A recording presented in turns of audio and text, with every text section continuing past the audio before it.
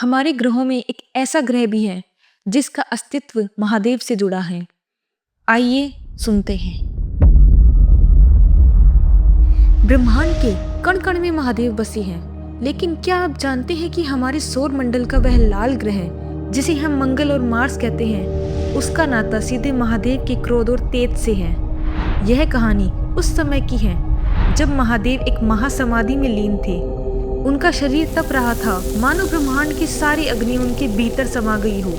महादेव की तपस्या इतनी कठिन थी कि उनके ललाट यानी माथे पर पसीने की बूंदें उभर आई। उस समय धरती पर अंधकार छाया हुआ था और प्रकृति महादेव के इस तेज को महसूस कर रही थी। जैसे ही वह पवित्र बूंद धरती माता की गोद में गिरी, पूरी पृथ्वी कांप उठी।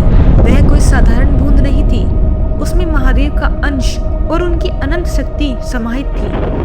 धरती के गर्भ से एक बालक का जन्म हुआ।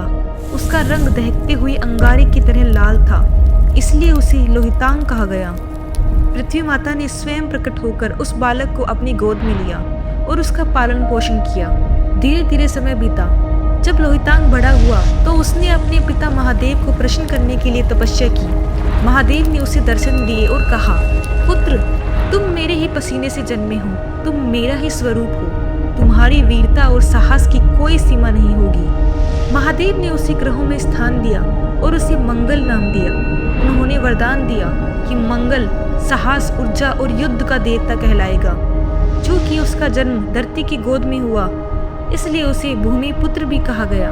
तो दोस्तों, यही कारण है कि मंगल ग्रह का रंग लाल है, जो महादेव के तेज का प्रतीक है। आज भी जब किसी की कुंडली में मंगल भारी होता है तो महादेव की पूजा से ही शांति मिलती है।